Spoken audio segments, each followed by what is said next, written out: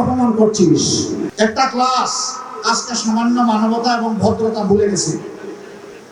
আজকে আমি ফেনীতে গিয়েছিলাম, শহীদ পরিবারের মা এবং বাবারা, ভাইয়েরা, বোনেরা সেখানে এসেছিল, সন্তানরা এসেছে। আমি তাদের প্রতি সহানুভূতি জ্ঞাপন করার এক পর্যায়ে একজন বয়স্কা মা হঠাৎ করে এসে আমাকে জড়ায় ধরছেন। উনি কান্না শুরু করেছেন।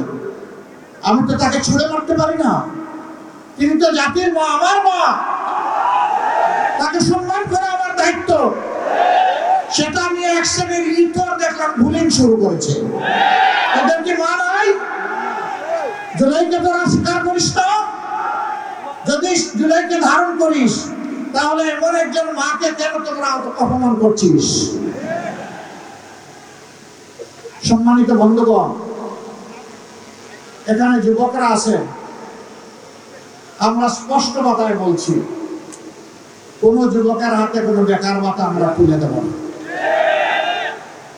আমাদের যুবকরা বেকার ভাতা খাওয়ার জন্য লড়াই করে নাই, তারা লড়াই করেছে তাদের কাজের অধিকার পাওয়ার জন্য। আমরা প্রত্যেকটা যুবকের হাতকে দেশ গড়ার কারিগরের হাতে পরিণত করবো ইনশাআল্লাহ। প্রত্যেকটা মেয়ের হাতকে আমরা দেশ গড়ার কারিগরের হাতে পরিণত করব। তারপরে মর্যাদার কাজ তাদের হাতে তুলে দেব। সেদিন প্রত্যেকটা নাগরিক, যুবক যুবতী বলবে, আমি বাংলাদেশ। আমাকে দেখে চিনে নাও বাংলাদেশ কি। আমরা সেই সম্মানের জায়গায় যুব সমাজকে বসাতে চাই।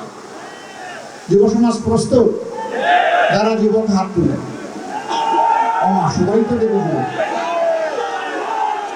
তাইলে যাও, আমিও তোমাদের সাথে যুবক ইনশাআল্লাহ।